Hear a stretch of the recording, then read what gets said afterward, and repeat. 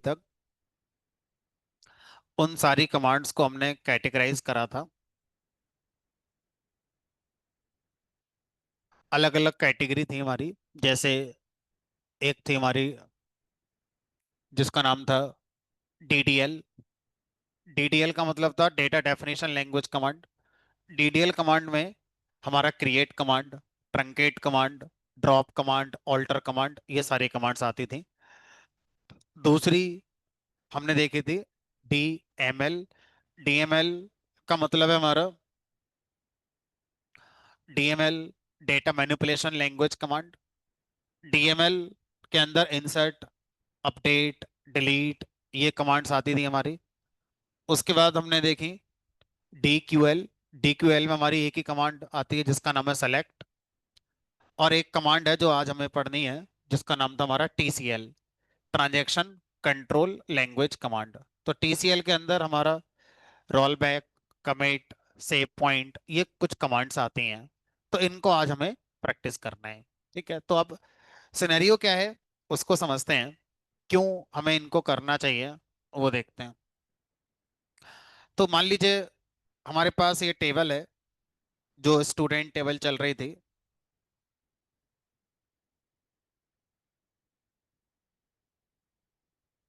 अब इस student table पर मान लीजिए मैं कुछ मैनिपुलेशन करना चाहता हूँ।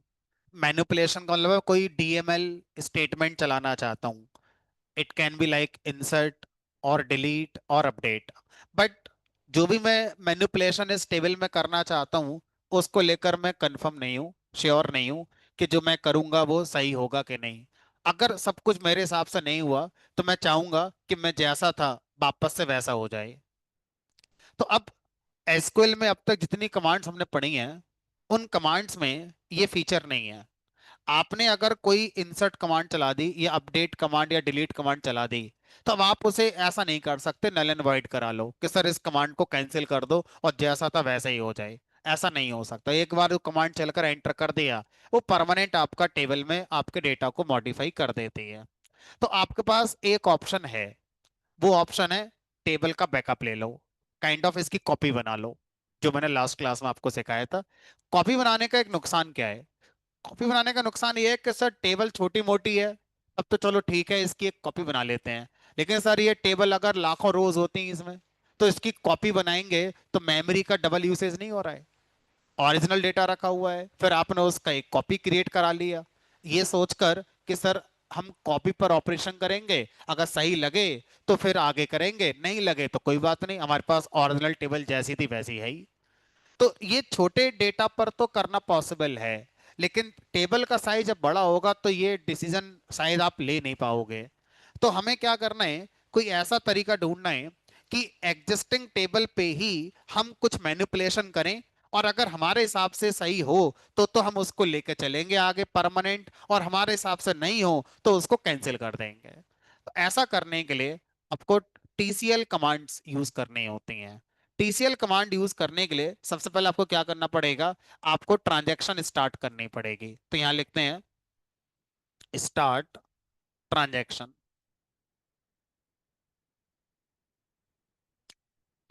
जब आप कोई भी डीएमएल कमांड ट्रांजैक्शन स्टार्ट करने के बाद चलाते हैं तो उसको कैंसिल किया जा सकता है। और अगर आपने डीएमएल कमांड चलाई और ट्रांजैक्शन स्टार्ट नहीं है आपकी, फिर उसको कैंसिल नहीं किया जा सकता। ठीक है, अब आप सेफ जोन में आ गए। अब आप इस टेबल पे जो भी करना चाहते हैं, इंसर्ट, डिलीट, अपडेट, इन तीनों के लिए आप कंट्रोल कर सकते हैं। लेकिन इन तीनों के लिए ऐसा नहीं है कि अब जितनी कमांड है सब कैंसिल हो गई, नहीं, सिर्फ डीएमएल कमांड पे ट्रांजैक्शन काम करती है। अगर नॉन डीएमएल कमांड चलाएंगे तो उस पर इसका कोई इफेक्ट नहीं होगा, ठीक है, कि हम इसको कैंसिल करा पाएंगे। तो मैंने क्या करा, मैंने यहाँ पर मार्क्स अपडेट कर दिए। मान लो सबके पांच पांच नंबर अपडेट कर दिए। Update students set average marks is equal to average marks plus 5।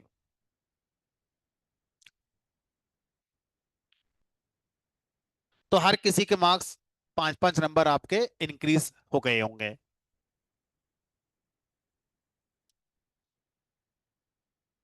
अब मैंने क्या करा, मैंने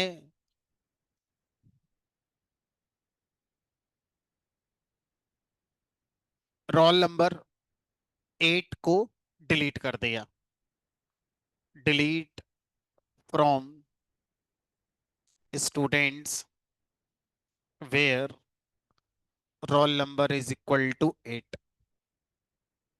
अब आपने दो ऑपरेशन कर दिए ट्रांजैक्शन के अंदर। एक अपडेट कमांड चला ली, डिलीट चला ली, और भी चला लो, और अपडेट कर लो, डिलीट कर लो, इंसर्ट कर लो। ये तीन कमांड्स जितनी चाहे उतनी चला लो। उसके बाद अब आप यहाँ देख रहे हो इसका इफेक्ट क्या हुआ, जो जो मैंने ऑपरेशन करे। तो रोल नंबर 8 वाला डिलीट हो गया, सबके मार्क्स 5-5 बढ़ चुके हैं।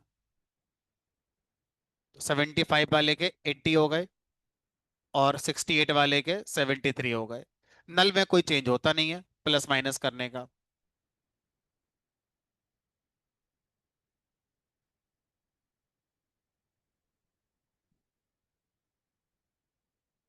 अब मान लीजिए आपसे कहा गया कि सर ये जो हमने अभी 2-3 कमांड चलाई हैं इनको कैंसिल कर दीजिए, हमें सही नहीं लग रहा है, ये जस्ट एक एक्सपेरिमेंट था, हम इसको अब कैंसिल करना चाहते हैं। तो अब ट्रांजैक्शन स्टार्ट होने के बाद से जितनी भी डीएमएल कमांड चलाई गई हैं उन सबको कैंसिल करने के लिए आप यहाँ लिखेंगे रोल बैक। रोलबैक कमांड क्या करती है, ट्रांजैक्शन स्टार्ट होने के बाद से जितनी भी डीएमएल कमांड चलाई गई हैं उन सबको नल एंड वॉइड कर देती है, उन सबको कैंसिल कर देती है, और आपकी टेबल उस स्टेट पे आ जाएगी जिस स्टेट पर ट्रांजैक्शन स्टार्ट करते समय वो थी। तो जिस समय ट्रांजैक्शन स्टार्ट करी गई थी उस समय हमारा रोल नंबर 8 वाला भी था, और सबके नंबर 5-5 नहीं बढ़े थे। रोल बैक करते ही ये हमारा हो जाएगा। अब चला कर देखो, हमने कहा देखो रोल नंबर 8 वाला वापस आ गया, और सबके मार्क्स जैसे थे वैसे ही हो गए। तो अलग से एक मेमोरी भी हमारी यूज नहीं हुई, और हम अपना एक्सपेरिमेंट जो करना चाह रहे थे वो हमारा हो भी गया। अब जब आप रोल बैक करते हैं तो इस बात का ध्यान रखेंगे कि रोल बैक होने के बाद ट्रांजैक्शन कंप्लीट मान ली जाती है। दैट मीन्स अब आप अगर आगे कोई भी इंसर्ट अपडेट डिलीट करते हैं उसको रोल बैक नहीं किया जा सकता है, फिर से आपको ट्रांजैक्शन स्टार्ट करनी पड़ेगी अगर आप फिर से ऐसा कुछ करना चाहते हैं तो ट्रांजैक्शन कंप्लीट हो जाती है या ट्रांजैक्शन आउट हो जाती है कब, जब आप रोल बैक कमांड रन कर देते हैं। अब कोई भी कमांड आगे लिखेंगे रोल बैक के बाद उसको रोल बैक नहीं किया जा सकता होगा, वो परमानेंट आपका चेंज टेबल में कर देंगे। ठीक है। अब मान लीजिए सर यहाँ पे मैंने फिर से ट्रांजैक्शन स्टार्ट करी, मैंने 5-5 नंबर सबके बढ़ा दिए। अब मैं चाहता हूं कि सर ये परमानेंट कर दो। परमानेंट कर दो का मतलब क्या है कि अब मैं ट्रांजैक्शन से बाहर आना चाहता हूं, लेकिन ट्रांजैक्शन से बाहर जब मैं आऊं तो अभी मैंने जो अपडेट कमांड चलाई है ये परमानेंट हो जाए और ये वापस अब ना की जा सके। तो अब कैसे करें, एक तो तरीका है ट्रांजैक्शन से बाहर आने का, रोल बैक कर दो। रोल बैक से क्या होता है, जितनी कमांड चले गई हैं वो सब नल एंड वॉइड हो जाती हैं, बट मुझे उनको नल एंड वॉइड नहीं करना है, उनको रखना है, उनका इफेक्ट रखना है और ट्रांजैक्शन से बाहर आना है।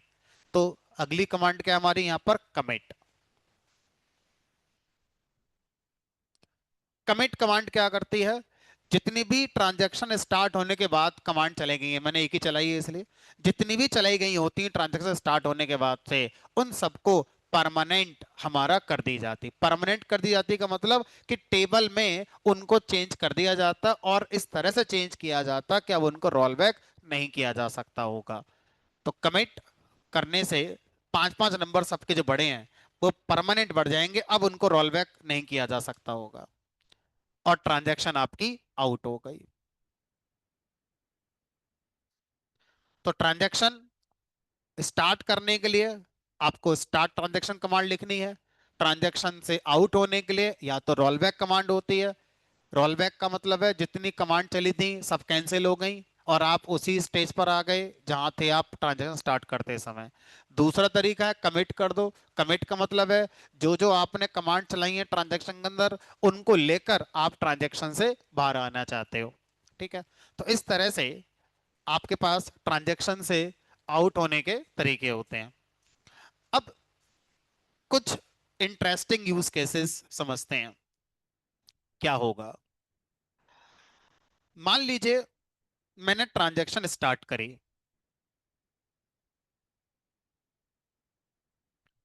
ट्रांजैक्शन स्टार्ट करने के बाद मान लो मैंने कोई अपडेट कमांड चला दी, कोई डिलीट कमांड चला दी, कुछ भी चला दी।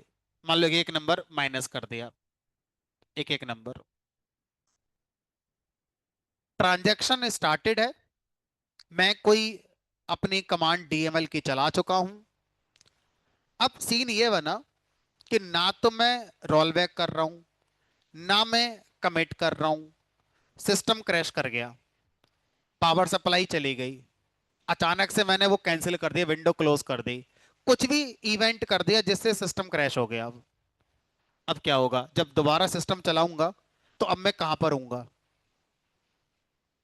तो सिस्टम फेलियर के केस में ट्रांजैक्शन ऑटोमेटिक रोल बैक करा दी जाती है। तो अगर आपका ट्रांजैक्शन स्टार्ट हुई और उसके बाद आपने डीएमएल चला रखे हैं और आप कुछ भी नहीं कर पाए, ना कमिट कर पाए ना रोल बैक कर पाए, सिस्टम क्रैश हो गया आपका, दोबारा जब सिस्टम ऑन होगा, जब चलाएंगे, तो आप देखेंगे कि ट्रांजैक्शन के बाद जितनी भी कमांड चली थी वो सब ऑटोमेटिक रोल बैक हो गई हैं। उनका कोई इफेक्ट आपके सिस्टम पर नहीं हो रहा है। ठीक है। तो अगला पॉइंट एक और आता है। ट्रांजैक्शन स्टार्ट हमने कर दी, हमें कहा गया है कि भाई डीएमएल चलाना। डीएमएल मतलब या तो इंसर्ट चलाना या डिलीट चलाना या अपडेट चलाना। हम नहीं माने, हमने इसके अंदर क्रिएट कमांड चला दी, हमने इसके अंदर ऑल्टर कमांड चला दी।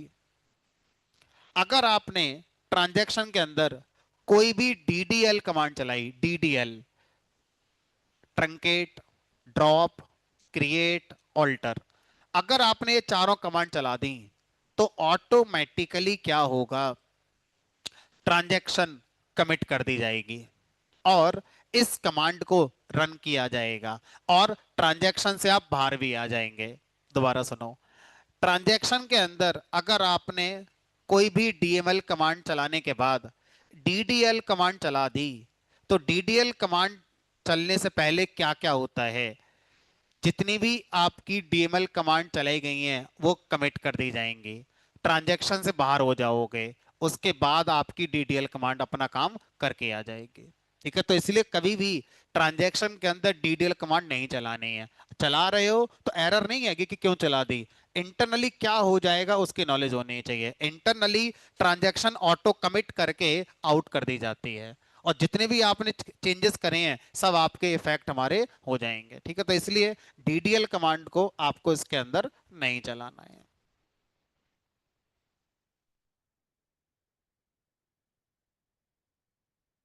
इसको लिख लीजिए।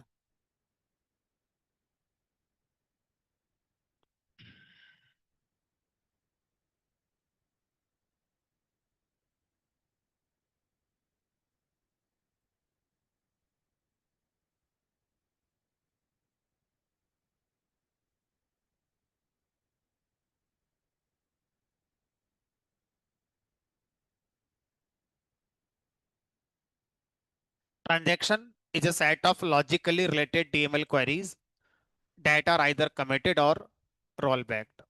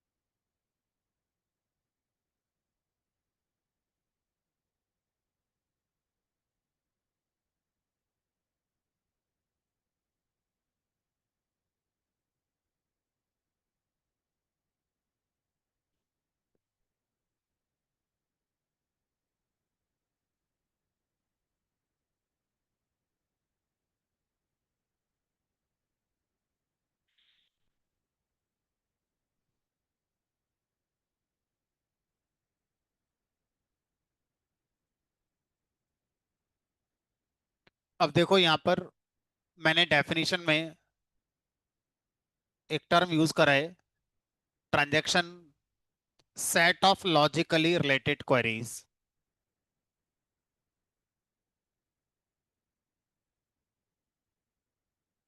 इसको समझने की कोशिश करते हैं।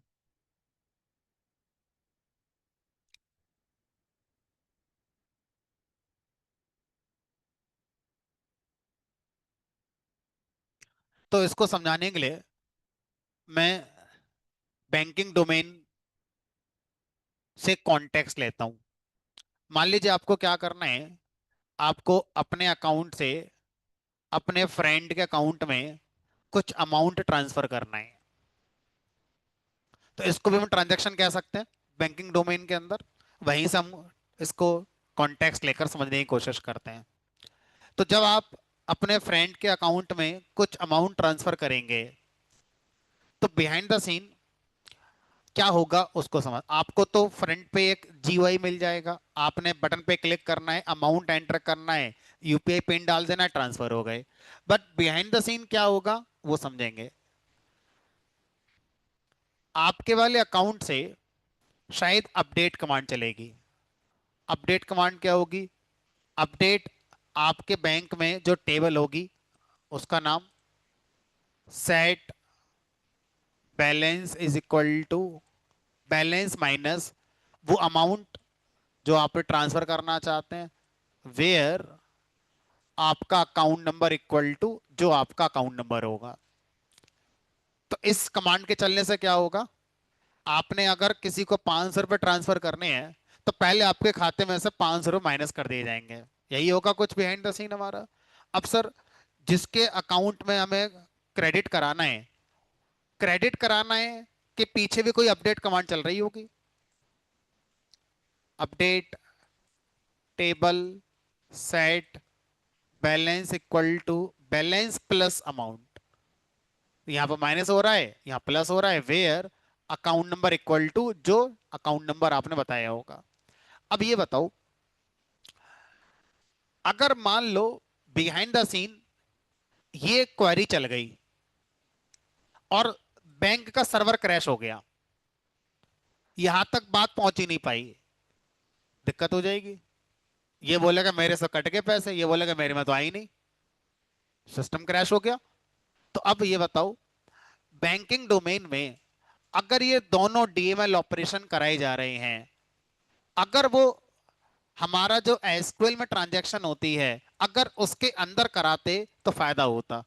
अगर एक कमांड चली और सिस्टम क्रैश कर गया तो ऑटोमेटिकली जो कमांड चल चुकी है क्या हो जाएगी, वो रोल बैक हो जाएगी। यही होना है हमारा, और हम चाहते भी यही है हमारा। और मान लीजिए दोनों कमांड सही चल चुकी हैं, ये भी चल गई है, ये भी चल गई है, क्या कर देंगे यहां पर इसको हम कमिट। इसका मतलब जो बैंकिंग फील्ड में ट्रांजैक्शन है उसका जो नाम रखा गया है ट्रांजैक्शन, वो शायद इसी वजह से रखा गया होगा। क्योंकि ट्रांजैक्शन का मतलब होता है कोई भी एक ऐसा टास्क जो छोटे छोटे टास्क से मिलकर हमारा कंप्लीट किया जाता हो। और जो छोटे छोटे टास्क हैं अगर सारे हो गए हैं तो पूरा एक टास्क हम मानेंगे हो गया। और अगर कोई भी टास्क नहीं हुआ तो सारे टास्क को रोल बैक कर दो। इस कॉन्सेप्ट को क्या बोलते हैं, ट्रांजैक्शन कहते हैं। बैंक वाले भी इसी पैटर्न पे पैसे ट्रांसफर करने के लॉजिक को इंप्लीमेंट करते हैं, इसलिए वो क्या बोलते हैं, उस चीज को ट्रांजैक्शन कहते हैं। ठीक है, तो अब ध्यान से देखो, मैंने जो लिखा है definition, A transaction is a set of, यहां पर दो का सेट है, दो सेट है लॉजिकली रिलेटेड। लॉजिकली रिलेटेड क्या है, जितना पैसा यहां से माइनस होगा उतना ही पैसा यहां जाना चाहिए। तो इस से ये दोनों कैसी हैं, आपस में रिलेट हो रही हैं कि इससे इतना पैसा माइनस हुआ और उतना ही पैसा इसके में जाना है। लॉजिकली रिलेटेड डीएमएल क्वेरीज, अभी दोनों कैसी हैं हमारी, डीएमएल क्वेरीज हैं, जो कि या तो दोनों कमिट होंगी, यानी कि दोनों में से माइनस प्लस होना चाहिए, या रोल बैक कर दो, किसी की में से आधा हो गया तो उसे वापस कर दो। ठीक है, इसलिए ट्रांजैक्शन की जो डेफिनेशन है वो हमारी ये बनाई गई है, a transaction is a set of logically related DML queries that are either committed और रोल बैक। ठीक है, अब सब कुछ ठीक है सर, कहीं कोई दिक्कत नहीं है। अब अगला चैलेंज क्या मेरे सामने आ रहा है, वो ये कि मान लो मैं अपना सिस्टम स्टार्ट करता हूं और मैंने सुबह 10 बजे जहां मैं जॉब करता हूं वहां पर मुझे इतने सेंसिटिव डेटा पे काम दिया गया है, तो मैं सेफ साइट ट्रांजैक्शन स्टार्ट कर लेता हूँ। 10 बजे मैंने सिस्टम लॉग इन करा, ट्रांजैक्शन मैंने अपने स्टार्ट कर ली। अब मैंने इंसर्ट करी, अपडेट करी, डिलीट करी, करता रहा करता रहा। अब मान लो 11 बज गए, फिर मैं करता रहा इंसर्ट डिलीट अपडेट, 12 बज गए और मैंने चलाई। अब क्या हुआ, 12 बजे के बाद जो मैंने कमांड चलाई वो गलत हो गई। अब मैंने यहां पर लिख दिया रोल बैक। बताओ क्या चाहता हूं मैं और क्या हो जाएगा, ये एक ही बात होगी, दोनों में डिफरेंस आ जाएगा। डिफरेंस आ जाएगा। चाहते क्या हो, 12 बजे के बाद की जितनी कमांड है वो रोल बैक हो जाएं, उससे पहले की सब सही थी वो कमिट हो जाएं। लेकिन जब मैं रोल बैक लिखता हूं तो रोल बैक तो पूरी ट्रांजैक्शन होती है, तो सर बड़ा दिक्कत हो जाएगी। मान लो 10 बजे से मैं ट्रांजैक्शन में काम कर रहा हूँ और 5 बजे एक कमांड गलत हो गई, अब मैं उसको रोल बैक करना चाह रहा हूँ तो होगी नहीं, क्यों, पूरी ट्रांजैक्शन रोल बैक होगी ना जब होगी तो। सर ये तो बहुत सेंसिटिव हो गया, मेरा बहुत नुकसान हो गया, मेरे एफर्ट बहुत लगेंगे दोबारा दोबारा करने में। तो इसका एक सॉल्यूशन बनाया गया कि आप पूरी ट्रांजैक्शन को रोल बैक शायद कभी नहीं करना चाहते होंगे, मैंने तो एक दो कमांड लिख दी तो चल गया काम अपना। रियल टाइम प्रोजेक्ट में आप एक ट्रांजैक्शन स्टार्ट करने के बाद बहुत सारी कमांड लिख देते हो और आप सारी कमांड को रोल बैक नहीं करना चाहते हो, है ना। तो उसके लिए कॉन्सेप्ट आया सेव पॉइंट का। कैसे काम करता सेव पॉइंट उसे समझते हैं। मान लीजिए फिर से वही स्टोरी, 10 बजे आपने अपना सिस्टम लॉग इन करा, आपने ट्रांजैक्शन स्टार्ट करी। अब ट्रांजैक्शन स्टार्ट करने के बाद आपने एक सेव पॉइंट बनाया और इसका नाम कर दिया मान लो 10 AM। कोई भी नाम दे दो जो आपका मन करता है। अब इस सेव पॉइंट के अंदर आपने अपनी कमांड चलाई। अब 11 बज गए, एक एग्जांपल दे रहा हूं, ऐसा नहीं ऐसा ही होता है।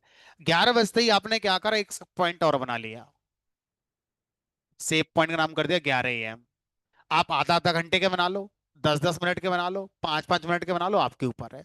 यहाँ पर मैंने कुछ कमांड चला दी, फिर 12 बजे मैंने एक सेव पॉइंट और बना लिया, यहाँ पे कुछ कमांड चला दी। अब मुझे लगा यार कि 12 बजे के बाद जो कमांड चलाई है मैंने वो गलत हो गई। तो अब रोल बैक में एक फीचर आता है कि अगर आप ट्रांजैक्शन के अंदर सेव पॉइंट्स बनाकर कमांड चला रहे हैं, नॉट डायरेक्टली, तो रोल बैक के साथ लिख सकते हो roll back to particular save point का नाम, रोल बैक टू 12 PM। तो अब सिर्फ आपका जो रोल बैक होगा वो इस वाले सेव पॉइंट के बाद जितनी कमांड बनाई है उस पर रोल बैक होगा, बाकी आपकी जैसी थी वैसी रहेंगी। अब आप क्या करो, इनको रोल बैक कर दो और जो बाकी बच गई हैं क्या कर सकते हो, उनको कमिट कर सकते हो। तो इस तरह से हम क्या कर सकते हैं, अपना सेव पॉइंट बनाकर ट्रांजैक्शन को चलाते हैं। तो रियल टाइम प्रोजेक्ट में सेव पॉइंट बना के चलाते हैं हम। डायरेक्ट ट्रांजैक्शन पे शायद हम कभी चलाने ही नहीं जाएंगे, क्योंकि ऐसा करेंगे तो हमारे लिए बहुत नुकसान होने वाला है। ठीक, कैसे करते हैं इस काम को अब वो देखते हैं। तो मैंने क्या करा, ट्रांजैक्शन, अब जो मैंने ये कर दिया है मान लो इसको कमिट करके बाहर आ जाते हैं। अब मान लो मैंने ट्रांजैक्शन स्टार्ट करी,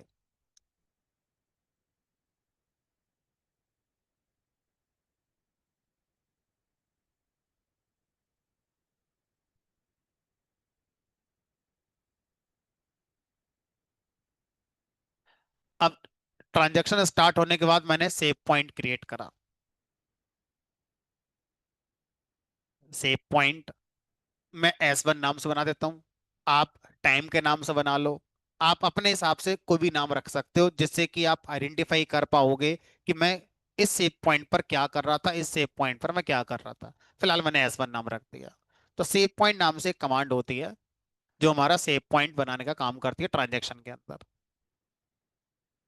अब इसके अंदर मान लीजिए मैंने कोई इंसर्ट कमांड चलाई,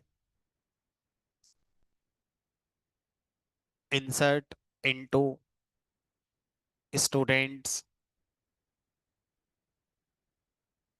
values, roll number 9, name, marks, course, name, marks, course.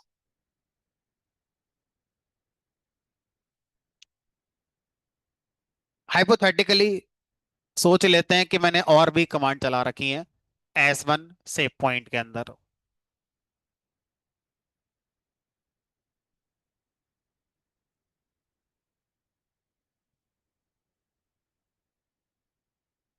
अब मैंने एक सेव पॉइंट और बना लिया।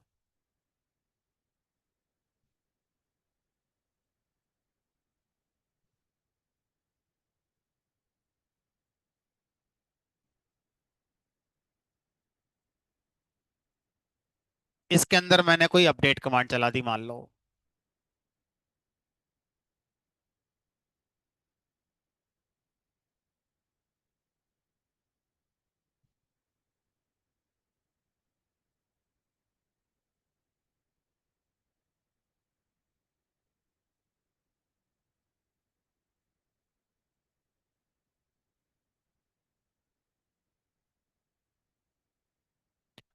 फिर मैंने एक सेव पॉइंट बना दिया। तो मैं सिंपल रखने के लिए एक एक सेव पॉइंट पर एक एक कमांड चला रहा हूँ, आप कितनी भी चला सकते हो।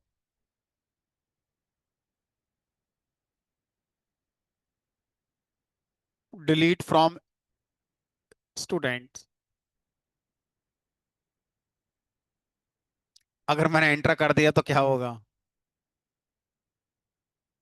कर ही देते हैं। तो अब थोड़ा डर लग रहा होगा।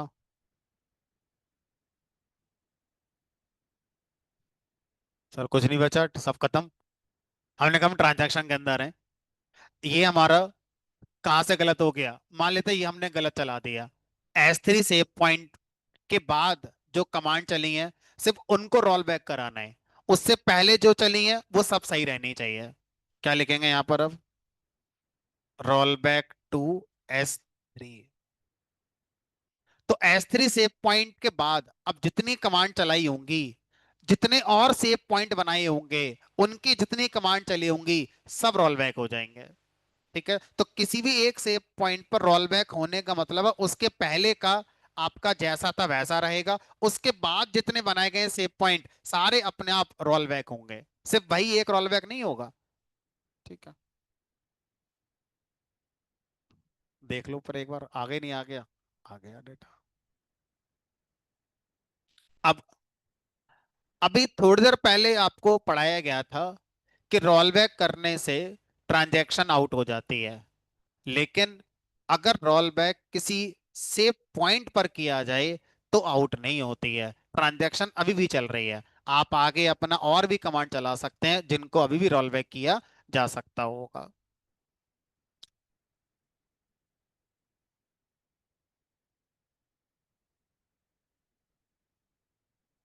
अब मैं सेफ साइड कमिट करके बाहर निकल जाता हूं।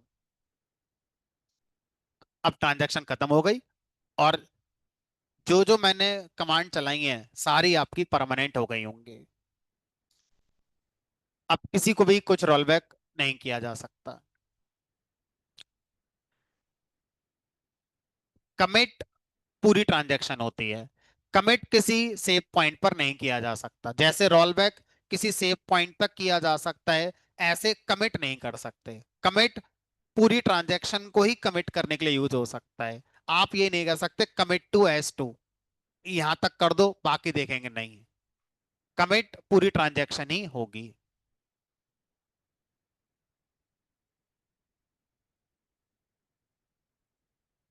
इसे लिख लो,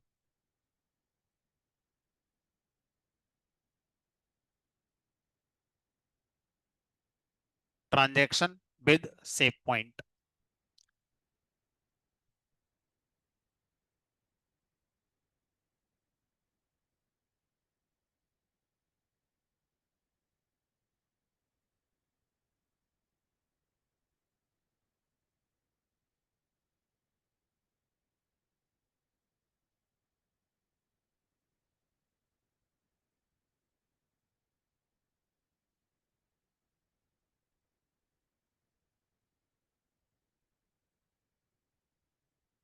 वही पास पढ़नी है।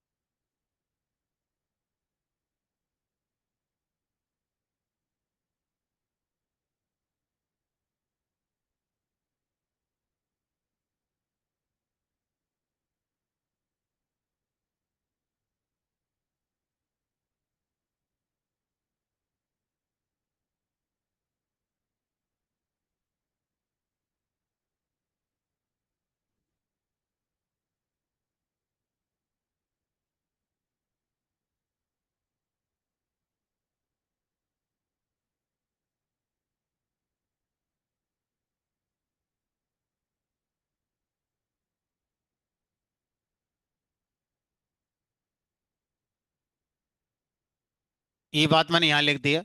सिस्टम फेलियर पर ट्रांजैक्शन ऑटोमेटिकली रोल बैक हो जाती है।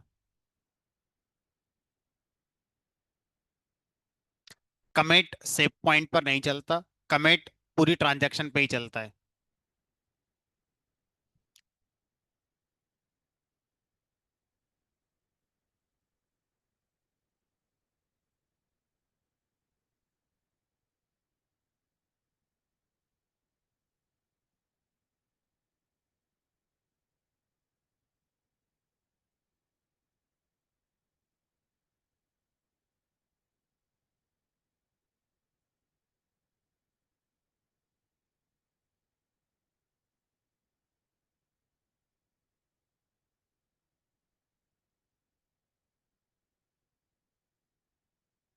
भाई आपस में बातें ना करें।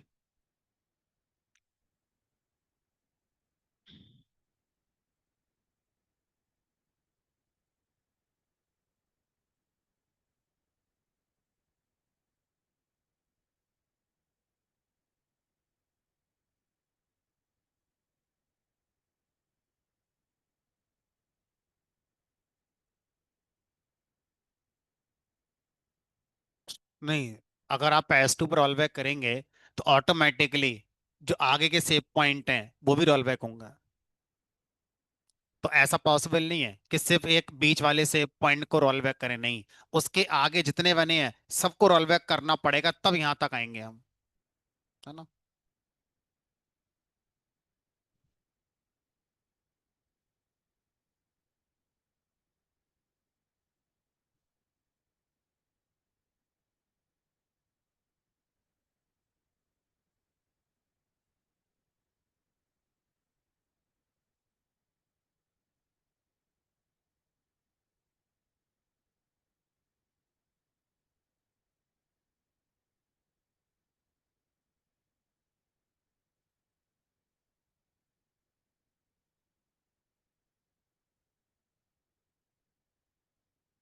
सिस्टम क्रैश होने के केस में हमेशा फेलियर हमारा रोल बैक ही होगा।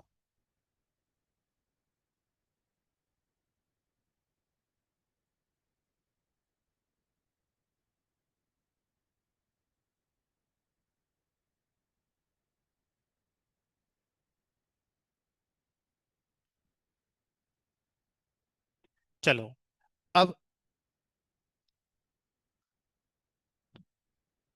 जब हम किसी भी टेबल को बनाते हैं, तो टेबल को बनाते समय हमें कॉलम का नाम बताना होता है, साथ में कॉलम का डेटा टाइप, कि उसमें जो वैल्यू आ रही है वो किस डेटा टाइप की हमारी आ रही है।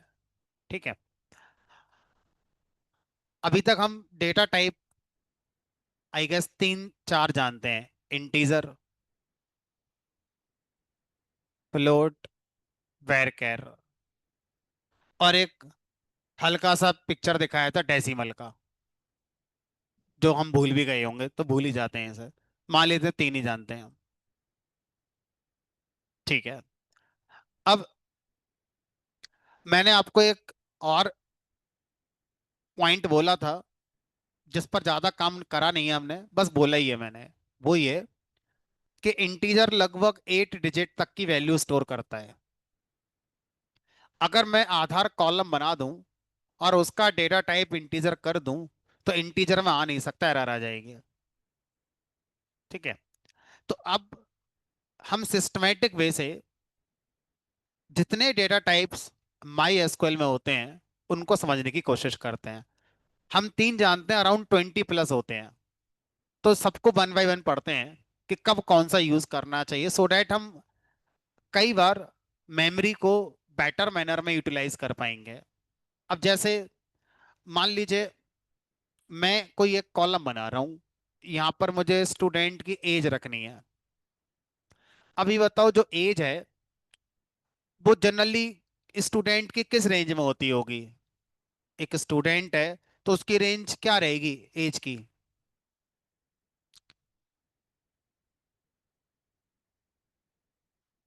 2 डिजिट। भाई स्टूडेंट है, 3 4 साल में तो उसने पढ़ना शुरू करा होगा। मान लो यूनिवर्सिटी का डेटा है, ग्रेजुएशन में आ गया, तो 12 15 साल का तो होगा ही फिर भी। चलो मान लेते हैं कि जो स्टूडेंट की एज है वो हमारी 100 से तो कम होगी होगी। इससे ऊपर तो क्या ही पढ़ेगा बेचारा वो, है ना?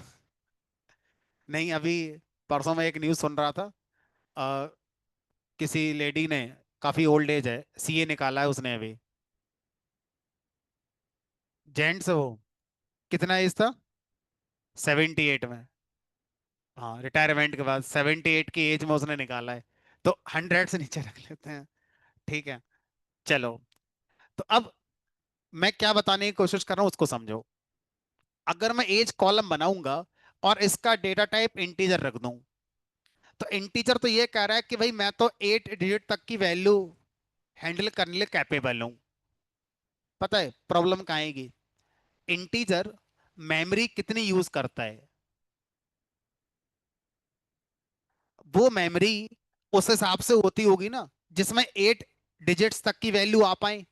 लेकिन मुझे रखनी बस 2 डिजिट 3 डिजिट की है। बट फिर भी इंटीजर अपनी मेमोरी के हिसाब से स्टोर करेगा इसको। तो एफिशिएंट कहाँ रहा फिर? एफिशिएंट कहाँ रहा?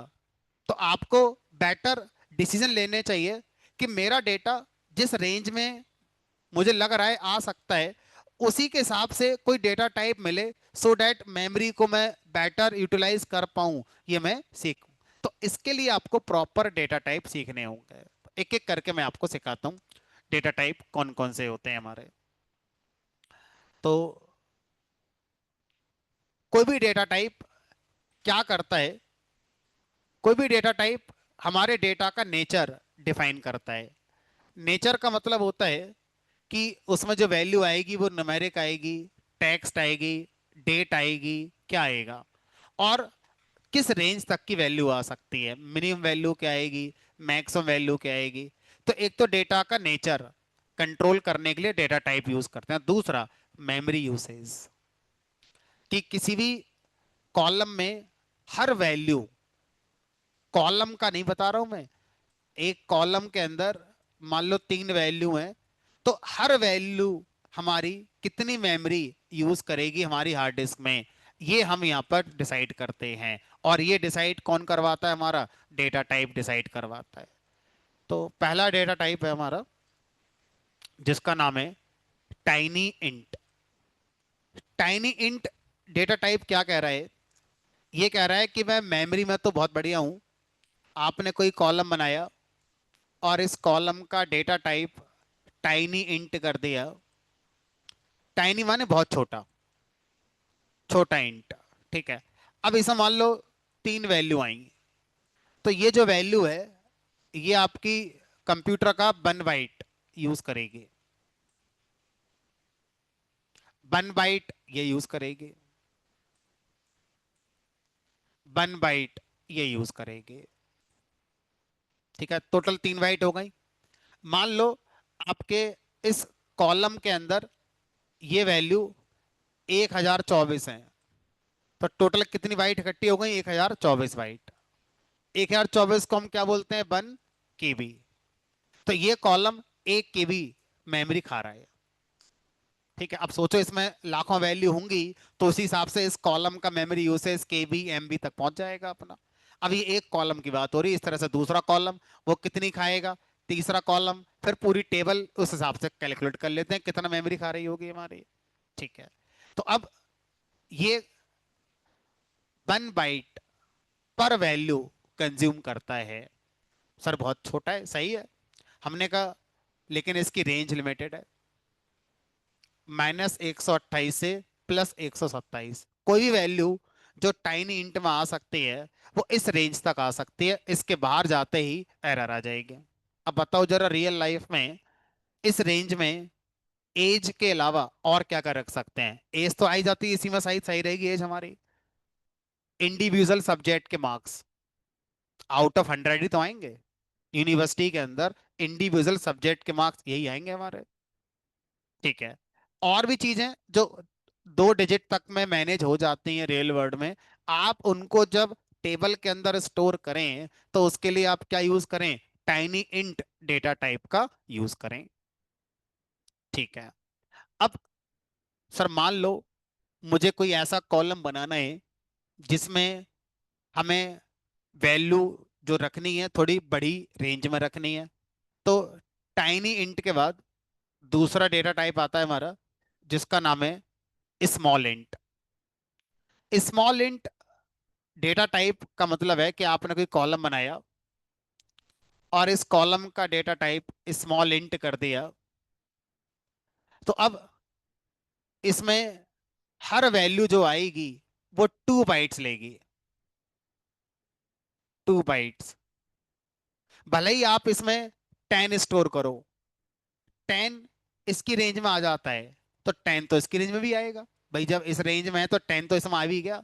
तो अगर आपको 10 या इस तरह की वैल्यू स्टोर करनी थी तो आप स्मॉल इंट क्यों लगा रहे हो? क्योंकि ये तो 2 बाइट पर वैल्यू लेगा ही लेगा। 2 बाइट यहाँ पे लगेगा, 2 बाइट यहाँ पे लगेगा। अगर 1000 वैल्यू इस कॉलम में आ गई तो लगभग 2 KB का आपका स्टोरेज यूज हो जाएगा। ठीक है, तो अब सर अगर मेमोरी ज्यादा ले रहा है तो कोई फायदा भी दे रहा होगा, फायदा है इसकी रेंज बढ़ गई।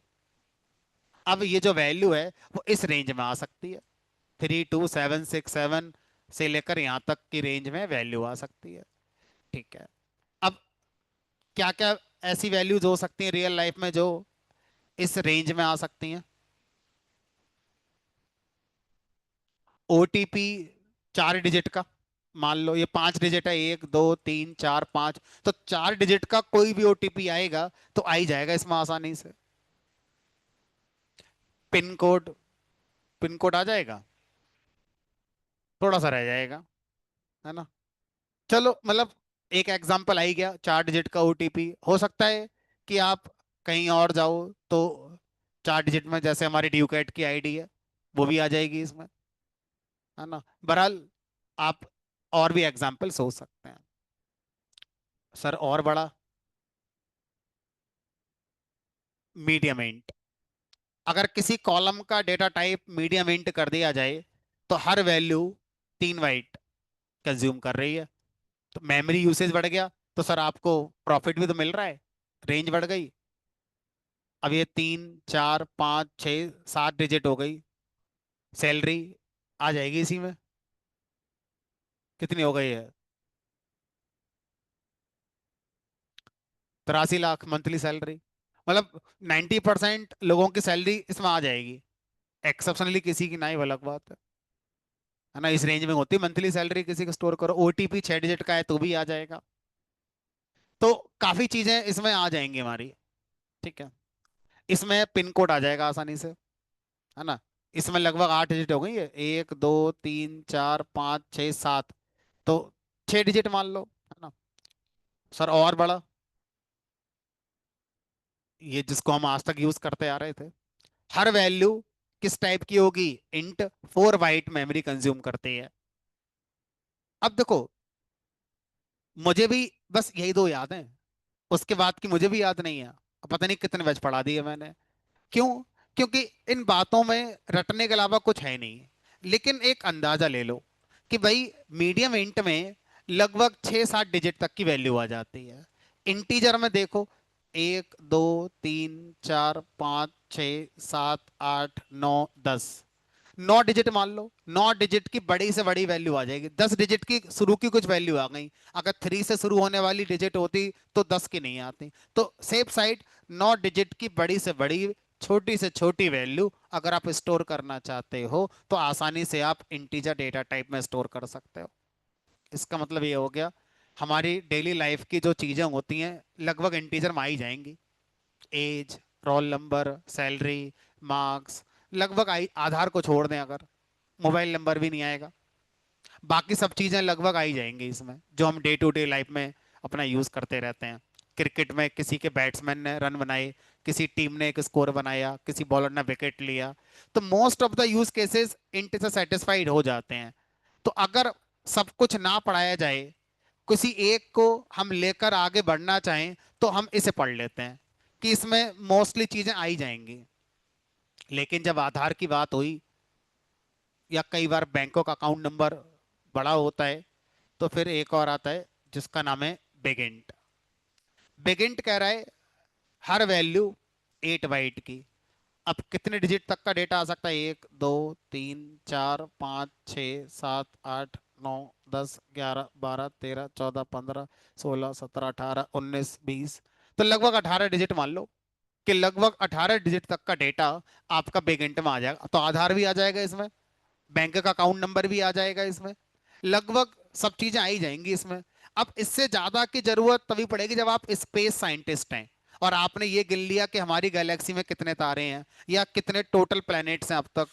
तो अगर ऐसी कुछ चीजें आपको पता चल गई हैं तो शायद वो डिजिट जो बनेगी वो इसमें भी नहीं आएगी। तो फिर प्रैक्टिकल लाइफ कहाँ रही वो तो एक रिसर्च वर्क, साइंटिफिक लाइफ हो गई। प्रैक्टिकल लाइफ में इससे बड़ा शायद कभी जरूरत पड़ेगी नहीं हमारे लिए। तो बिग इंट आखिरी डेटा टाइप है, इससे बड़े के लिए सॉल्यूशन है, लेकिन इंट फैमिली में ये 5 सबसे बड़े हमारे होते हैं। अब मैं इनको करके दिखाता हूँ, फिर लिखना। तो मैं क्या करता हूँ, एक टेबल बनाता हूँ, क्रिएट टेबल।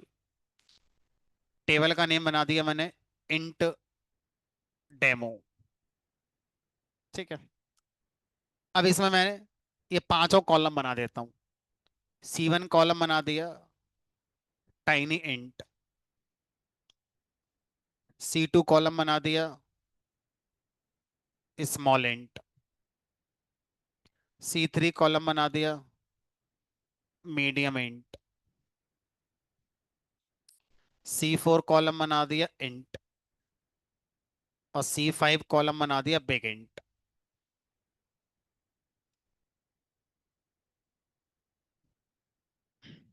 अब मैं जो वैल्यू इंसर्ट करने जा रहा हूं, इंसर्ट इनटू, टेबल का नेम हो गया इंट डेमो, वैल्यूज 10 10 10 10 10।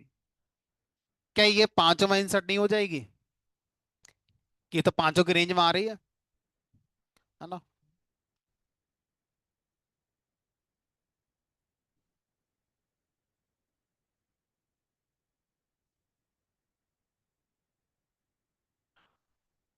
मुझे इस बात का आंसर देने की कोशिश करना कि अगर आपको सिर्फ और सिर्फ बिग इंट पढ़ा दिया जाए तो कोई काम ऐसा जो रुक जाए आपका,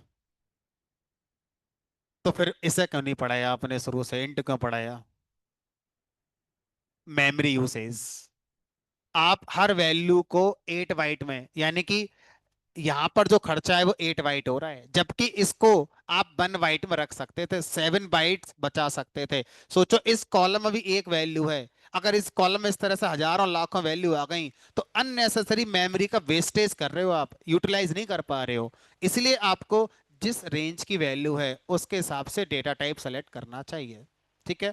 अगर आपको बहुत ज्यादा मेमोरी पर काम नहीं करना है तो इंट आपको सिखा दिया गया है, इंट को लेकर आप अपना डे टू डे प्रैक्टिस कर सकते हैं, कोई दिक्कत नहीं आएगी। बट इंडस्ट्री लेवल पर जब प्रोजेक्ट बनाएंगे तो आपको ये डिसीजन मेकिंग आनी चाहिए कि कब कौन सा यूज करना है। ठीक है।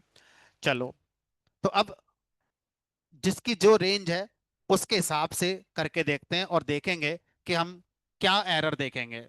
मैंने इंसर्ट कर दी इसमें 128।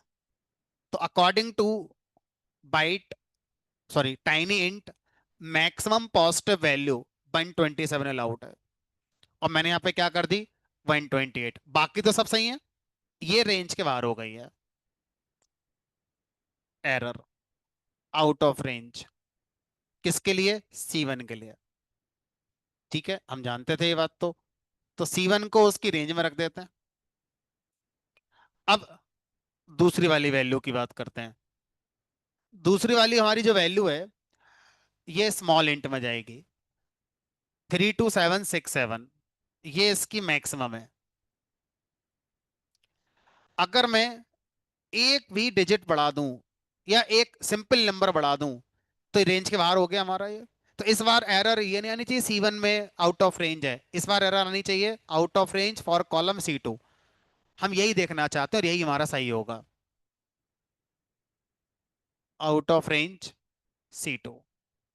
अब हमने क्या करा, इसमें जो इसकी रेंज की वैल्यू है मैक्सिमम वाली वो रख दी। अब मीडियम इंट में आते हैं। तो मीडियम इंट की बड़ी वैल्यू ये है,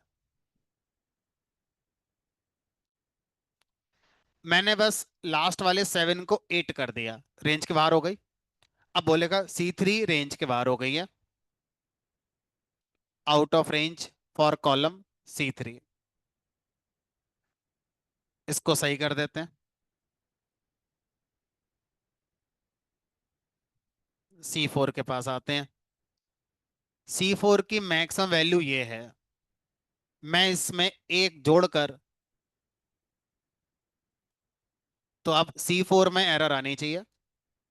ठीक है, आउट ऑफ रेंज C4।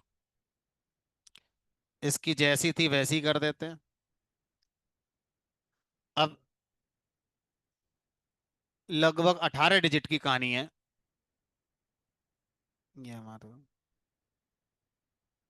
इसमें एक बढ़ा दिया, रेंज से बाहर हो गया C5, जैसा था वैसा कर दिया, ऑल इज वेल, सब इंसर्ट हो गए। ये लो। तो इस तरह से ये किसी भी कॉलम के जो हमने डेटा टाइप रखे हैं उसमें आने वाली मैक्सिमम पॉजिटिव वैल्यू यहां पर हमने इंसर्ट कर ली है। इससे एक वैल्यू भी बड़ी करोगे तो सब अपनी अपनी एरर देना शुरू करेंगे। सेम माइनस के साथ भी आप ऐसा ही कर सकते हो। पहले इतना कॉपी कर लो।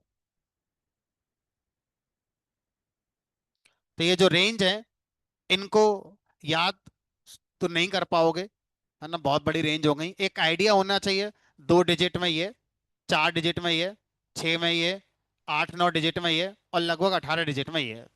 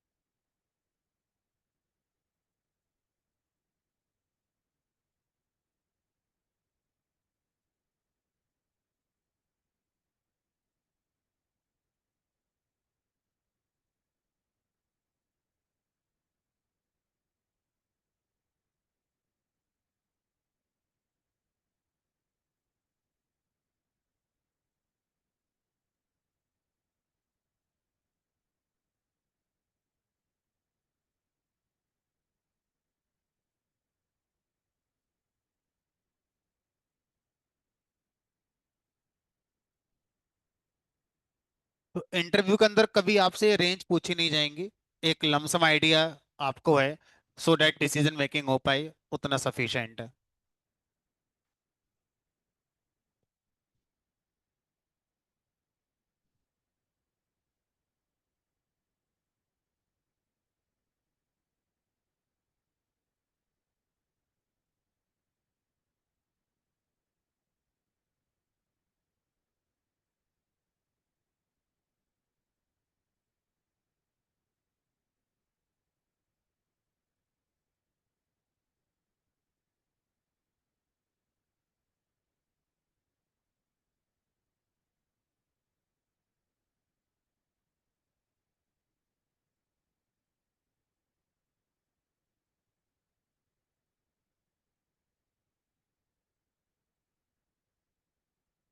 अब यहाँ पर आपको ध्यान क्या रखना है उसको समझते हैं।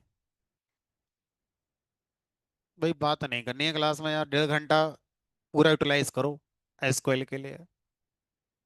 आप, जो लोग लेट आते हैं वो भी फोकस करें, टाइम पर आए क्लास में। लेट आते हो, जो कॉन्टेक्स्ट था, क्या टॉपिक शुरू करा था, वो खत्म हो जाता है आपका। फिर बैठ के पड़ोसी से बात ही करनी पड़ती है, क्या करें, समझ ही नहीं आ रहा होगा कॉन्टेक्स्ट क्या चल रहा है। 1:30 बजे का टाइम है, 2 बजे आओगे तो कैसे समझ में आएगा। हाँ, तो अपना पूरा अटेंशन कोर्स पे रखो, तो अच्छा फायदा ले पाओगे मेरा। अब यहाँ पर पॉइंट क्या है कि हम लोग एसक्यूएल लैंग्वेज को जिस सॉफ्टवेयर पे सीख रहे हैं उसका नाम है माई। इसी तरह से हो सकता कोई आपका फ्रेंड या कोई आपका सीनियर जूनियर एसक्यूएल को सीख रहा है किसी दूसरे सॉफ्टवेयर पे जिसका नाम है ओरेकल। तो वो सॉफ्टवेयर्स जिन पर एसक्यूएल को सीखा जाता है, उनको एक अगर नाम दिया जाए तो उनको हम आरडीबीएमएस सॉफ्टवेयर्स कहते हैं। तो माई सिक्वल, ओरेकल, ये क्या है, हमारे सॉफ्टवेयर्स के नाम है जिनको हम आरडीबीएमएस कहते हैं, और इन पर हमें एसक्यूएल को सीखनी होती है। तो अब ये बात इसलिए बताई जा रही है, ऑलरेडी पहले बताई जा चुकी है, कि ये जो डेटा टाइप्स हैं, ये डेटा टाइप्स हमारा माई एसक्यूएल के पढ़ाए जा रहे हैं आपको।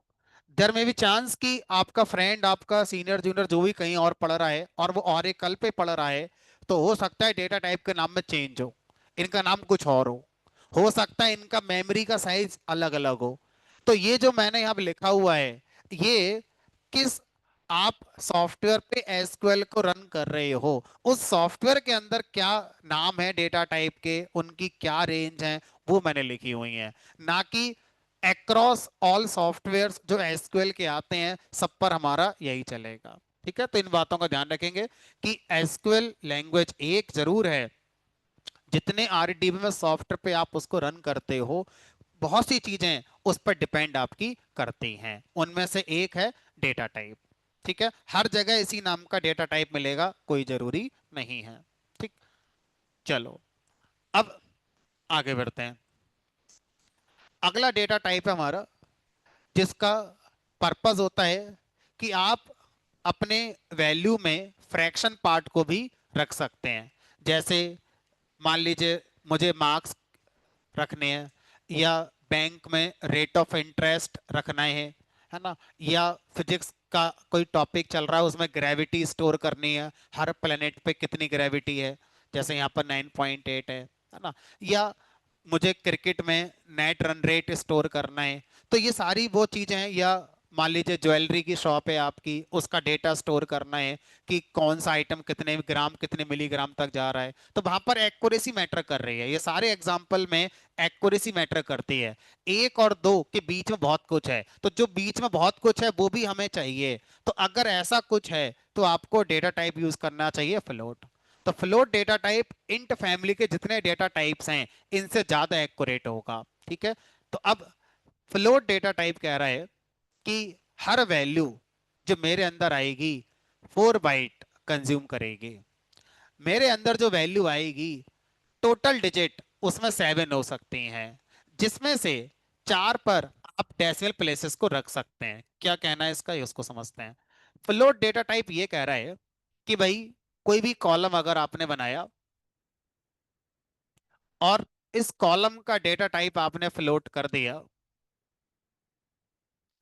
तो इसके अंदर आने वाली हर वैल्यू सबसे पहले तो 4 बाइट कंज्यूम करेगी, हर वैल्यू 4 बाइट। अब जो वैल्यू आएगी उसकी रेंज क्या होती है? यहाँ पर रेंज इंटीजर की तरह नहीं डिफाइन करी गई है कि मिनिमम इतनी और मैक्सिमम इतनी है। यहाँ पर रेंज डिफाइन करी गई है आपका कितने डिजिट आएंगी, 1, 2, 3, 4, 5, 6, 7। 7 डिजिट आने की बात कही गई है। इन 7 में डेसिमल प्लेसेस आप कितने पे लेके जा सकते हो? 4 पर, यानी कि यहाँ पर दशमलव लगा लो और इसके आगे 1, 2, 3, 4। तो ये हो गए आपके डेसिमल प्लेसेस। ठीक है, तो इस तरह से फ्लोट डेटा टाइप में आप अप्रोक्सीमेटली 7 डिजिट की वैल्यू स्टोर कर सकते हैं, जिन 7 में से आप 4 प्लेसेस पर अपना क्या दिखा सकते हैं? डेसिमल दिखा सकते हैं। और अगर आप 4 की जगह सिर्फ इसको 2 पर दिखाएं तो सर यहां पर ज्यादा आ जाएंगी।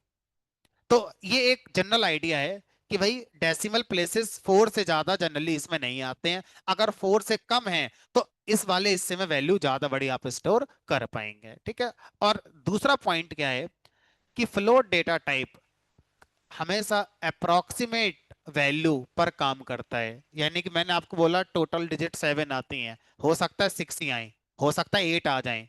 मैंने बोला डेसिमल प्लेसेस 4 तक आते हैं, हो सकता है 3 ही आए, हो सकता है 5 भी आ जाएं। इसके अंदर जो वैल्यू आ रही है वो जो स्टोर होगी वो भी अप्रोक्सीमेट स्टोर होती है। क्या मतलब है? मैंने यहाँ पर कोई वैल्यू स्टोर करी, मान लीजिए इस कॉलम के अंदर 3.2, हो सकता है इंटरनली स्टोर हुई 3.2000001, हो सकता है इंटरनली स्टोर हुई 3.199999, ऐसा भी हो सकता है। यानी कि फ्लोट डेटा टाइप में जब आप अपनी वैल्यू को रखेंगे तो अप्रोक्सीमेटली हमारा वो इस रेंज में स्टोर होती है। और जो वैल्यू आप स्टोर कर रहे हैं, देयर में भी चांस कि एग्जैक्ट वो स्टोर ना होकर कुछ और स्टोर कर दिया जाए, 0.000 लगाकर कुछ स्टोर कर, ऐसा हो सकता है। ठीक है, तो फ्लोट डेटा टाइप इस तरह से काम करता है। अब एक और आता है इसी फैमिली में जिसका नाम है डबल। डबल कह रहा है मैं दुगना, साइज में भी दुगना और रेंज में भी दुगना। साइज में हर वैल्यू मेरी 8 बाइट, टोटल डिजिट ये 7 लेता है, मैं लगभग 16 ले लेता हूँ, तो 14 to 16 है। आप 32 बिट 64 बिट लैपटॉप चला रहे हैं उसके हिसाब से 14 to 16 की रेंज में हमारा टोटल डिजिट आती है। उन टोटल डिजिट में डेसिमल प्लेसेस पर दशमलव के बाद कितनी प्लेसेस आप ले सकते हो? 8 प्लेसेस ले सकते हो।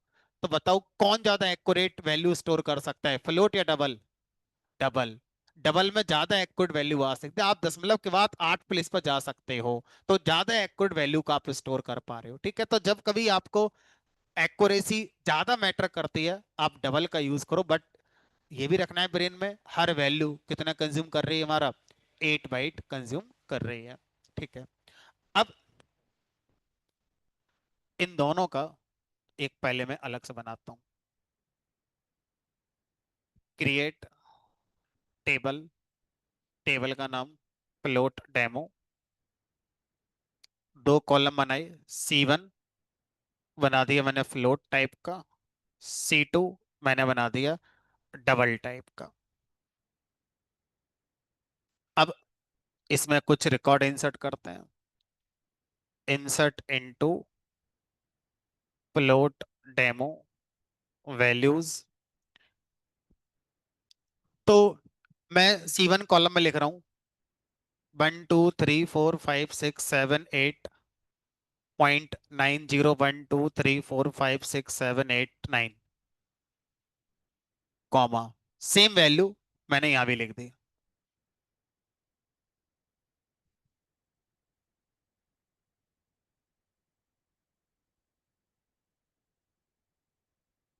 अब देखते हैं कि एरर आती है या डेटा ट्रंकेट हो जाता है, क्या होता है।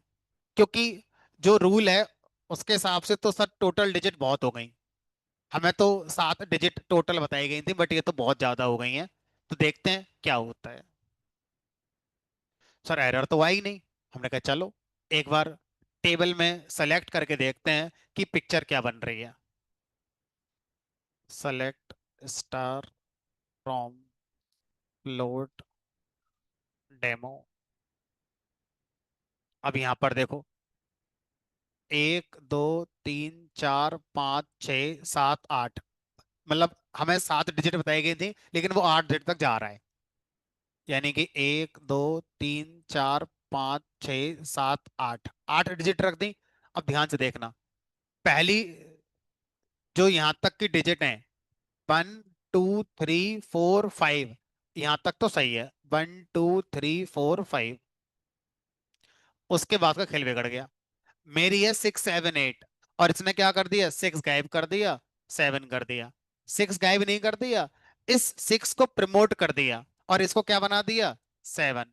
अब उसके आगे इसने इनको कंसीडर ना करके क्या कर दिया, 0 0 कर दिया। मैंने बताया था कि फ्लोट में जो वैल्यू आप स्टोर करोगे, एग्जैक्ट वो स्टोर नहीं होती है, उसको थोड़ा राउंड करके स्टोर करा जाता है। ऐसे ही कुछ यहाँ पर हुआ, और आगे वाला हिस्सा अब जगह ही नहीं बची हमारे पास, क्योंकि जितनी जगह थी आपकी सारा इंटीजर पार्ट ने ले ली। अब टोटल 8 डिजिट दे सकते थे, 7 या 8 डिजिट, उसमें से 4 प्लेस पर आप ये दिखा सकते थे, बाकी जो बच गया उसमें आप ये दिखा सकते थे। अब आपने सारा एरिया इसी में ले लिया, तो आगे दिखाने को कुछ बचा ही नहीं। अब इधर देखो, तो इसने तो फिर भी सही दिखाया, 1 2 3 4 5 6 7 8 दशमलव। उसके बाद 1 2 3 4 5 6 7 8 9 डिजिट तक फिर भी दिखा रहा है, लेकिन एक्यूरेट फिर भी नहीं दिखा रहा पूरा, लेकिन इससे तो बेटर है। ठीक है, तो फ्लोट और डबल का समझ में आ गया कहानी, कि हम किस तरह से वैल्यू स्टोर करते हैं। तो जो जनरल आइडिया है, जहां पर आपको अपने अकॉर्डिंग ठीक ठाक रिजल्ट मिलेंगे देखने को, वो ये रूल्स हैं। 7 डिजिट टोटल रखो, डेसिमल प्लेसेस 4 तक जाओ।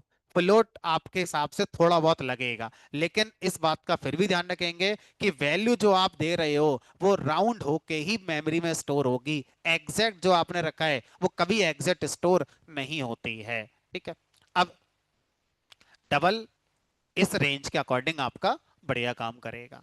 हमने कहा सर कोई ऐसा नहीं है जो एग्जैक्ट हम जो रखें वही स्टोर करे, कोई राउंड नहीं होना चाहिए, है ना। तो इसके लिए ऑलरेडी मैं आपको पढ़ा चुका हूं, कौन सा पढ़ाया था, डेसिमल। और उस क्वेश्चन का आंसर भी दे देते हैं कि सर अगर कोई कह दे मैं आसमान के तारे गिन लिए मैंने, अब मुझे उसे स्टोर करना है और वो 18 डिजिट से बड़ी वैल्यू आ रही है, अब कहाँ रखूं मैं, तो उसका भी आंसर है डेसिमल। तो डेसिमल डेटा टाइप हमारा इंटीजर और फ्लोट दोनों तरह के डेटा को हमारा स्टोर करने के लिए कैपेबल होता है। तो मैं एक टेबल बनाता हूं पहले, क्रिएट टेबल डेसिमल डेमो। इसमें 3 कॉलम बनाए। पहला बनाया डेसिमल, दूसरा बनाया डेसिमल 30, अगला बनाया डेसिमल 30, 10।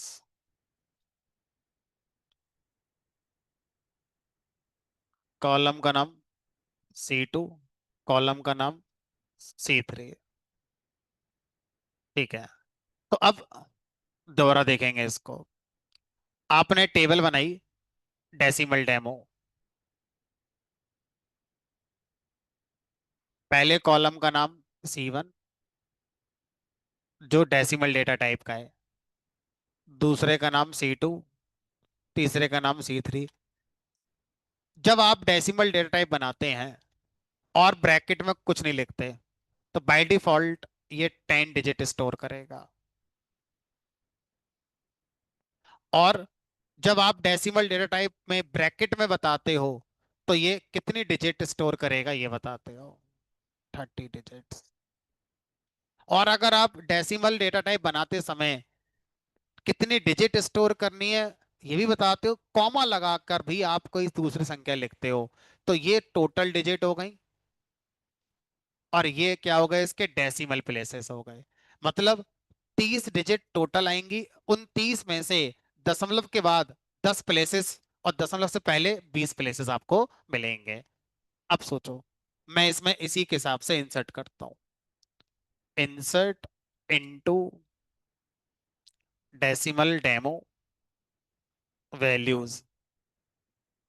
तो पहले वाले कॉलम में 10 डिजिट की वैल्यू स्टोर कर सकते हो, बड़ी से बड़ी 10 डिजिट के ले आओ। 1 2 3 4 5 6 7 8 9 10। दूसरे वाले कॉलम में 30 डिजिट की वैल्यू स्टोर कर सकते हो।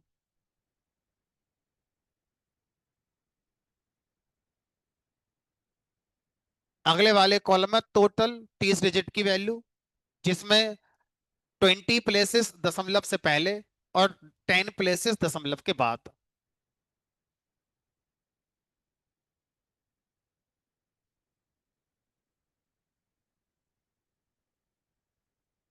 अब इसमें यह कह रहा है डेसिमल वाला कि अगर डेसिमल प्लेसेस आपके 10 नहीं हुए, 2 3 4 5 6 7 8, तो मैं जीरो जीरो लगाकर पूरे 10 करूंगा। एग्जैक्ट जो आपने लिखा है उसको स्टोर करूंगा। डेसिमल प्लेसेस में प्लेसेस कम पड़ने पर जीरो जीरो लगा दूंगा।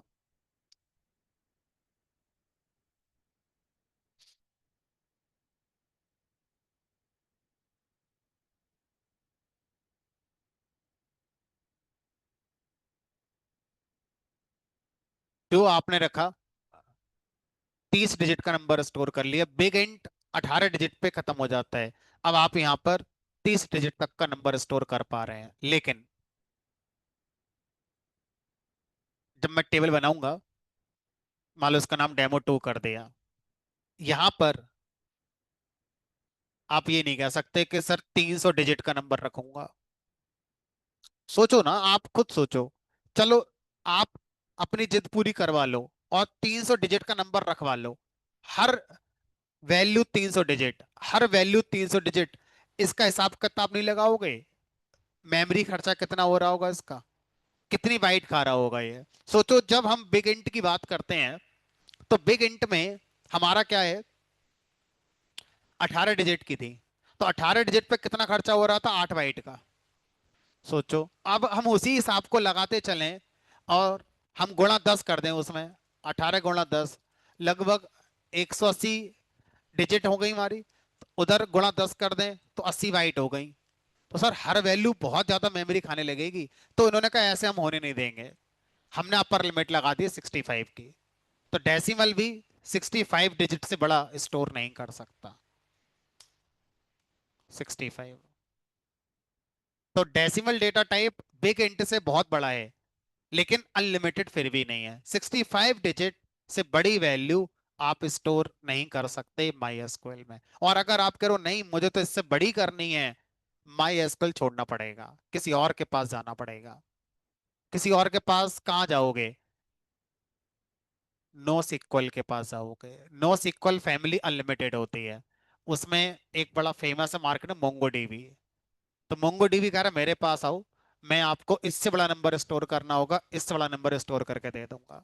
बट आप सोचो, जब आप ऐसा सोच रहे हो तो आप जिस जगह ये काम करोगे वो एक क्लाउड मशीन होगी। लोकल कंप्यूटर पे इतने बड़े नंबर को स्टोर करना, उन पर कंप्यूटेशन करना बहुत स्लो हो जाएगा। तो आप जरूर क्लाउड पर बैठे होगे, लोकल कंप्यूटर पर तो शायद ही पॉसिबल नहीं है। दूसरा, जो आप यहाँ पर नंबर देते हो 65 से बड़ा नहीं होगा। अब मान लो आपने 65 दे दिया, तो कितने डेसिमल प्लेसेस दिए जा सकते हैं उसकी भी एक लिमिट होती है। मान लो आपने कहा 65 में से 60 कर दो डेसिमल प्लेसेस, नहीं, उसकी भी लिमिट है 30। तो दशमलव के बाद सिर्फ 30 प्लेसेस ही मैक्सिमम अलाउड है, उससे ज्यादा एक्यूरेसी नहीं है हमारे पास। तो इस तरह से प्रैक्टिकल लाइफ में जितना पॉसिबल है डेसिमल उतना कर पा रहा है। इससे ज्यादा का कॉन्सेप्ट है तो आपको छोड़ना पड़ेगा। माई एसक्यूएल में कोई टॉपिक ऐसा नहीं है जो इससे बड़ी वैल्यू को भी स्टोर कर पाए हमारा। ठीक है, तो इस तरह से ये कहानी होती है हमारे डेसिमल की।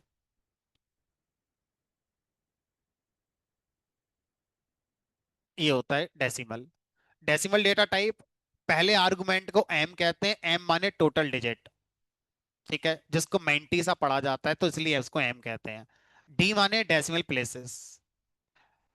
जैसे इन सब का फिक्स साइज है, डेसिमल का फिक्स साइज नहीं है। कितनी डिजिट के लिए बना रहे हो उसके हिसाब से कैलकुलेट होता है। लगभग हर 9 डिजिट 4 बाइट में जाती है। वही हिसाब जो हमने लगाया था, 18 डिजिट 8 बाइट में जा रही है। तो लगभग हर 9 डिजिट 4 बाइट का आती है। जब मैं इसका वैल्यू नहीं बताऊं कि कितने डिजिट और कितने डेसिमल प्लेसेस, तो टोटल डिजिट 10 और डेसिमल प्लेसेस 0 रहते हैं। मैक्सिमम क्या दे सकते हो वो ये रहा।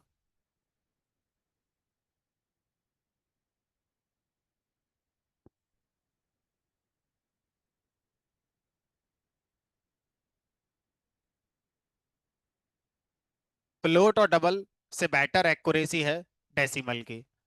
जैसे आप रखोगे वैसे ही रिजल्ट आपको मिलेगा। और शायद इस वाले पॉइंट को मैंने प्रैक्टिकली करके दिखा भी दिया क्लास में।